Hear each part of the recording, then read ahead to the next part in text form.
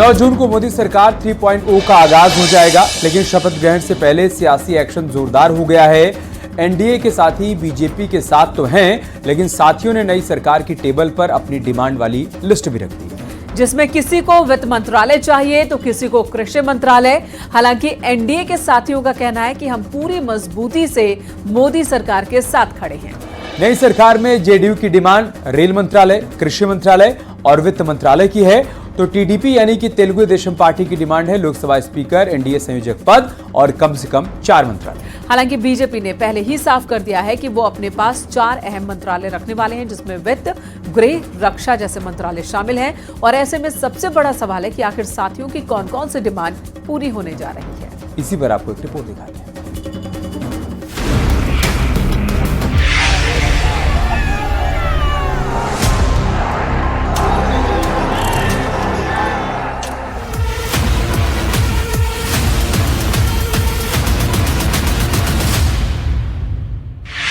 गठबंधन की सरकार बन तो रही है, सहयोगियों का साथ बीजेपी को मिल तो गया है, लेकिन इस सरकार में डिमांडों की भरमार है। नई सरकार में हर गठबंधन का नेता अपनी पार्टी के लिए कोई ना कोई मंत्रिमंडल की मांग कर रहा है। कोई कृषि मंत्रालय चाहता है तो किसी को वित्त मंत्रालय चाहिए। ऐसे में बीजेपी पहले ही साफ कर चुकी है। सूत्रों से खबर है कि बीजेपी 4 अहम मंत्रालय अपने पास रखेगी, जिसमें सबसे पहले वित्त मंत्रालय, फिर गृह मंत्रालय, तो वहीं रक्षा मंत्रालय और विदेश मंत्रालय भी शामिल है, जो बीजेपी अपने पास रखेगी।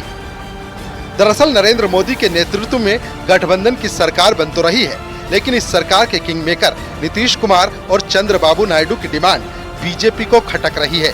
वो इसलिए क्योंकि दोनों की नजर बड़े बड़े मंत्रालयों पर है। जेडीयू की डिमांड रेल मंत्रालय, कृषि मंत्रालय और वित्त मंत्रालय की है। टीडीपी की डिमांड लोकसभा स्पीकर, एनडीए संयोजक पद और सरकार को बाहर से समर्थन के साथ कुछ मंत्रालय भी शामिल हैं। वहीं जेडीएस की डिमांड कृषि मंत्रालय और स्वास्थ्य मंत्रालय की है। तो वहीं इस चुनाव में 100% रिजल्ट देने वाले चिराग पासवान नई सरकार में कम से कम एक मंत्रालय की उम्मीद में हैं। प्रचार गलत है, लेकिन जब हम एनडीए का हिस्सा हैं तो कुछ मंत्री पद हमारे हिस्से में आएंगे। ये प्रधानमंत्री और नीतीश कुमार जी के बीच में है, ना कोई बार्गेनिंग है, ना कोई डिमांड है, ना कोई नाराजगी है। हाँ, विशेष राज्य का दर्जा बिहार को मिले, ये हमारी इच्छा जरूर है। 2 महत्वपूर्ण विषय है, 1 नेशन 1 इलेक्शन और यूसीसी पर जेडीयू का क्या मत होगा, क्योंकि 1 नेशन 1 इलेक्शन पर हम सरकार का समर्थन कर चुके हैं। यूसीसी पेचीदा विषय है, सभी को साथ लेकर, सभी को विश्वास में लेकर, सभी से चर्चा करके इस विषय को तलाश करना चाहिए। भाई, मैं बहुत पूजा पाठ करने वाला व्यक्ति हूँ, महादेव में बहुत विश्वास रखता हूँ और महादेव ने बहुत कुछ दिया है। बहुत नाशुक्रा होऊंगा मैं कि इसके बाद भी अब कोई इच्छा रखूं या महत्वाकांक्षाएं रखूं। जैसा मैंने कहा, मेरे लिए बड़ी बात है कि हम लोगों ने अपने लक्ष्य को पूरा किया। प्रधानमंत्री तीसरी बार प्रधानमंत्री पद की शपथ लेंगे, बड़ी बात है। डिमांड के इस दौर में इंडिया गठबंधन को अब भी उम्मीद है, आज न कल सरकार गिरेगी और नई सरकार बनेगी। लेकिन उससे पहले अखिलेश यादव ने अग्निवीर योजना का मुद्दा एक बार फिर उछाल दिया है, जिसे खत्म करने के पक्ष में नीतीश कुमार भी हैं। मैं समझता हूँ अग्निवीर व्यवस्था तुरंत खत्म होनी चाहिए। सरकार को स्वीकार करना चाहिए कि उनकी गलती है कि उन्हें अग्निवीर जैसी व्यवस्था नहीं लानी चाहिए। और न केवल अग्निवीर व्यवस्था खत्म होनी चाहिए, बल्कि बहुत से नौजवान जिनको रोजगार नहीं मिल पाया, फौज में जाना चाहते थे, उन्हें उम्र की छूट भी देनी चाहिए। दरअसल इंडिया गठबंधन की कोशिश नीतीश कुमार को अपने पाले में लाने की है और नायडू के सहारे सरकार बनाने की है। लेकिन जिस तरह से बीजेपी ने अपने साथियों को साथ लाकर इंडिया गठबंधन को संदेश दिया, कुछ को छोड़कर डिमांड पूरी करने पर फोकस किया, उससे तो तय है कि 9 जून को फिर से एनडीए सरकार तीसरी बार।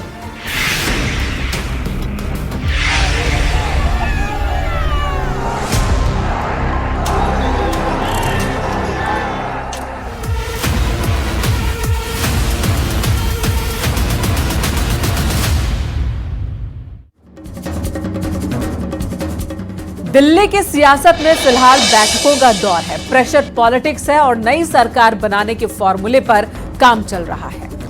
बात नंबर गेम की करें तो एनडीए पूर्व बहुमत के साथ सरकार में तीसरी बार आ रही है और मोदी तीसरी बार प्रधानमंत्री बनने जा रहे हैं, जिसके लिए कल का दिन काफी अहम माना जा रहा है। कल बीजेपी संसदीय दल की मीटिंग होनी है, जिसमें बीजेपी संसदीय दल का नेता चुना जाएगा। इस मीटिंग में बीजेपी शासित राज्यों के मुख्यमंत्री शामिल होंगे।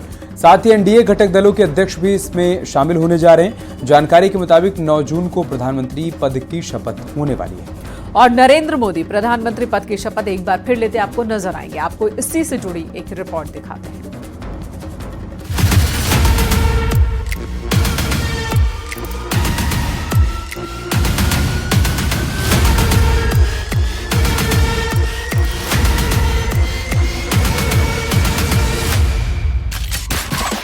चुनावी परिणाम के बाद जो कयास लगाए जा रहे थे, जो प्रेशर पॉलिटिक्स हो रही थी, उस पर ब्रेक लग चुका है और ये तय हो चुका है तीसरी बार नरेंद्र मोदी शपथ लेने जा रहे हैं। उसकी तारीख भी आ चुकी है, लेकिन तीसरी बार पीएम बनकर अगर उन्हें गठबंधन की सरकार पूरे 5 साल तक चलानी है तो पूर्व प्रधानमंत्री अटल बिहारी वाजपेयी की सलाह पर अमल करना होगा। अटल बिहारी वाजपेयी का ही लिखा है, क्षणिक जीत में, दीर्घ हार में अरमानों को ढलना होगा, कदम मिलाकर चलना होगा। चूंकि बीजेपी इस चुनाव में बहुमत के जादुई आंकड़े तक अकेले बेशक नहीं पहुंची, लेकिन बहुमत उसके साथ है, क्योंकि एनडीए के पास न सिर्फ 272 का स्पष्ट आंकड़ा है, बल्कि उसके आगे की करीब 25 सीटों पर भी उसका ही कब्जा है। ये ठीक है कि अपेक्षित परिणाम नहीं है, लेकिन ये भी ठीक है कि जितनी अगर भारतीय जनता पार्टी को सीटें देश की जनता ने देने का काम किया है, उतनी सीटें इंडिया गठबंधन के सभी घटक दल मिलकर के भी प्राप्त नहीं कर पाए। हम 240 से ऊपर सीटें प्राप्त किए हैं और अगर एनडीए, चूंकि चुनाव पूर्व का हमारा गठबंधन है, उसको 292 सीटों का आंकड़ा हमें दिया है, जो बहुमत से काफी ज्यादा है। और देखिए, देश में 60 साल के बाद फिर तीसरी बार कोई इतने बड़े बहुमत से सरकार बन रही है, ये 60 साल के बाद हो रहा है। और ये हमारे देश के यशस्वी प्रधानमंत्री नरेंद्र भाई मोदी जी का अपना जलवा है, उनका विजन है, उनकी कार्यशैली है, उनके काम करने की जो क्षमता थी, जो उन्होंने देश में काम किए, जो बहन बेटियों के लिए, जो देश के लिए, जो समाज के लिए, जो हर फील्ड में काम किए। एनडीए की सरकार बनाने के लिए लगातार बैठकों का दौर जारी है। लखनऊ से दिल्ली तक मीटिंग हो रही है। कल सुबह 11 बजे बीजेपी संसदीय दल की बैठक होगी। कल बीजेपी संसदीय दल का नेता चुना जाएगा। बैठक में बीजेपी शासित राज्यों के मुख्यमंत्री भी शामिल होंगे। एनडीए घटक दलों के अध्यक्ष और बड़े नेता शामिल होंगे। कल एनडीए के नेता सरकार बनाने का दावा पेश करेंगे। एनडीए की बैठक पर टीडीपी सांसद राम मोहन नायडू ने बताया कि एनडीए के सभी नेता खुश हैं। 7 जून को एनडीए सांसदों की बैठक होगी और फिर 9 जून को मोदी प्रधानमंत्री पद की शपथ लेंगे। मेरे जहाँ तक, मैं तो पर्सनली अटेंड नहीं किया, पर हमारे नेता चंद्रबाबू नायडू जी उस मीटिंग में थे और इतना ही हुआ कि एनडीए को मजबूत दिखाने की एक कोशिश, सारे नेता सब मिलकर देश को भी एक विश्वास दिलाना है कि एक अच्छा सा मजबूत सरकार अभी आगे भी बनने वाली है, तो उसके लिए देश के लोगों को भी एक मैसेज देना बहुत जरूरी है। तो उस हिसाब से वही एक बैठक हुई और सभी खुश नजर आ रहे थे और सभी आगे बढ़ने की सोच में है। तो 7 तारीख को एनडीए के एमपीज के साथ एक और बैठक रहेगी। उसके बाद 9 तारीख को मोदी जी का स्वेरिंग इन सेरेमनी रहेगा। पिछले 2 चुनावों से करारी शिकस्त झेल रहे विपक्ष के लिए ये चुनाव संजीवनी की तरह रहा। आंकड़ों में बहुमत से काफी दूर तक इंडिया गठबंधन ने भी सरकार बनाने की पूरी कोशिश की, लेकिन नीतीश और नायडू को पाले में नहीं ला पाने के बाद अब इंडिया गठबंधन ने विपक्ष में बैठने का फैसला किया है। The India bloc will continue to fight against the fascist rule of the BJP led by Modi. We will take appropriate steps at the appropriate time to realize the people's desire not to be ruled by the BJP's government, and this is our decision. यानी सरकार फिर से नरेंद्र मोदी ही बनाने जा रहे हैं, जिसकी तारीख पर करीब करीब फाइनल मुहर लग चुकी है। Bureau report, news 18।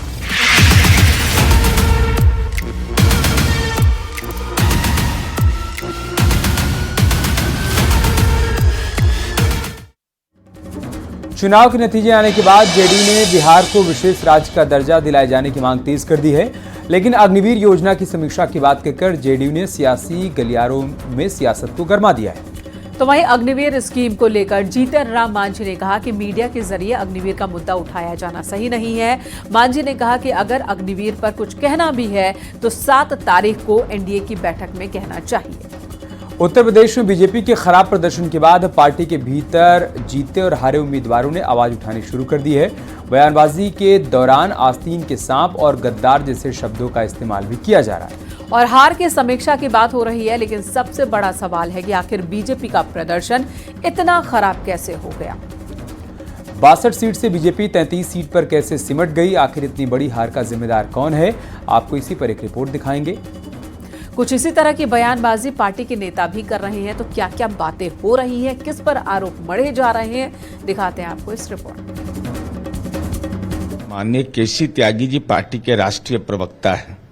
अब उनके आधिकारिक मंतव्य के बाद मेरे मंतव्य देने का कोई आवश्यकता नहीं है, लेकिन फिर भी जब गठबंधन है, अलग अलग दल हैं, तो अलग अलग विषय हो सकते हैं, लेकिन यह भी साफ साफ है कि इसको संवाद के माध्यम से हर समस्या का निराकरण हम करेंगे। ये सब मुद्दा अगर कोई उठाए हैं तो व्यक्तिगत कुछ उठाए होंगे, रही बात एक कॉमन मुद्दा है। ये चीज़ जब एनडीए के बैठक में हम लोग सभी लोग बैठेंगे, इस पर विचार किया जाएगा। और हम समझते हैं कि ये मामला मीडिया के माध्यम से कहा जाना उचित नहीं है। अभी के संदर्भ में मेरा समझ में है कि अगर कुछ कहना भी है तो बैठक है, 7 तारीख को भी बैठक होने वाली है, वहाँ भी पार्लियामेंट्री बोर्ड की बैठक होगी, वहाँ पर भी सभी एनडीए के नेता लोग बैठे रहेंगे, वहाँ पर बात होगी। या कल ही इसकी चर्चा होनी चाहिए थी जिस बैठक में हम लोग थे। इधर उत्तर प्रदेश में बीजेपी के प्रदर्शन की बात कर लेते हैं। उत्तर प्रदेश में बीजेपी का प्रदर्शन इस बार बहुत ही निराशाजनक रहा है और इसे लेकर अब तरह तरह की बयानबाजी शुरू हो चुकी है। बयानबाजी के दौरान आस्तीन के सांप और गद्दार जैसे शब्दों का इस्तेमाल हो रहा है और हार की समीक्षा की बात भी कही जा रही है। बड़ा सवाल है कि आखिर बीजेपी का प्रदर्शन इतना खराब कैसे हुआ। 62 से बीजेपी 33 पर कैसे सिमट गई, इस रिपोर्ट के जरिए समझिए।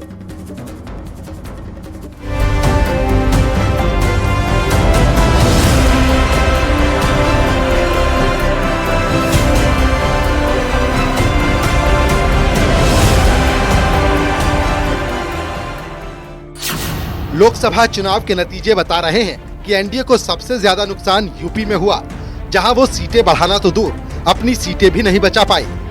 सपा कांग्रेस के गठबंधन ने उन्हें कड़ा मुकाबला दिया और एक तरह से हार की कगार पर लाकर खड़ा कर दिया। अब ऐसे में लखनऊ से दिल्ली तक मंथन चिंतन का दौर चल रहा है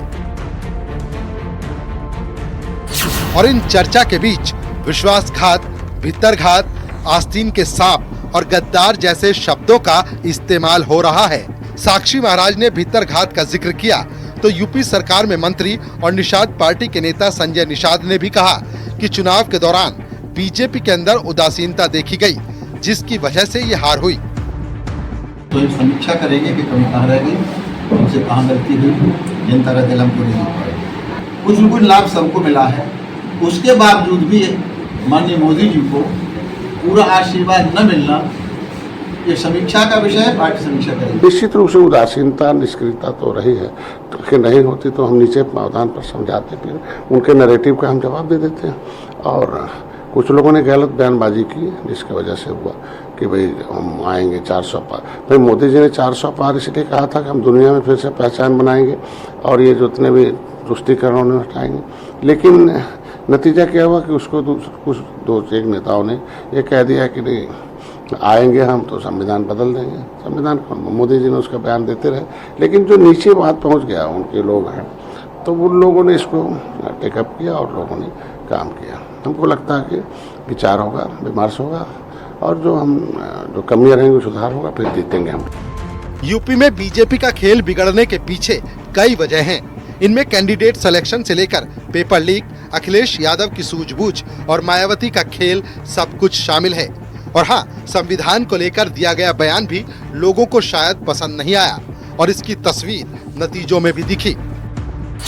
यूपी में 2019 और 2024 के परिणाम को समझें तो समाजवादी पार्टी 5 से 37 पर पहुंच गई, बीजेपी 62 से 33 सीटों पर लुढ़क गई, कांग्रेस ने 1 सीट से अपने खाते में 6 सीट जोड़ ली, तो वहीं बीएसपी 10 सीट से शून्य पर पहुंच गई। लेकिन इस बार आरएलडी को 2 तो अपना दल को 1 सीट मिली है और आजाद समाज पार्टी ने भी 1 सीट पर जीत दर्ज की। 2019 में 62 सीटों के साथ नंबर 1 पर बनी बीजेपी इस बार यूपी में नंबर 2 पर आ चुकी है, जिसको लेकर बीजेपी के अंदर संग्राम छिड़ गया है। देखिए, आप अंतर तो मैं कहूँ बनारस क्यों कम हो गया, मैं कहूँ लखनऊ क्यों कम हो गया, तो कम तो हुआ ना। ये समीक्षा होगी क्यों कम हुआ, लेकिन जहां 37 सीट समाजवादी पार्टी जीत रही है, वहीं पर 3 सीट देवी पाटन मंडल से अकेले भारतीय जनता पार्टी के लिए निकल रही है। ये समीक्षा का विषय नहीं है। हम कौन सी सीट कौन से कारण से हारे, और इसी में यदि किसी विधायक ने, किसी बड़े नेता ने, चाहे वो जिला स्तर का रहा हो चाहे अन्य स्तर का रहा हो, और किसी ने यदि भितरघात किया है, तो वो पार्टी के साथ तो विश्वास पसीना एक कर रहे थे, और उनके इस फैसले को भी लोगों ने न स्वीकार करके, और ये तो एक तरीके से पार्टी के साथ विश्वासघात किया ऐसे लोगों ने, और इसकी जांच जो है गहराई से होनी चाहिए। तो क्या सच में बीजेपी के अंदर विश्वासघात और भीतरघात हुआ, या फिर 2 लड़कों की जोड़ी ने जिन मुद्दों को उठाया उस पर जनता की मोहर लगी? क्योंकि माना जा रहा है कि अग्निवीर और संविधान बचाओ जैसे मुद्दे इंडिया गठबंधन के लिए रामबाण साबित हुए। Bureau report, news 18।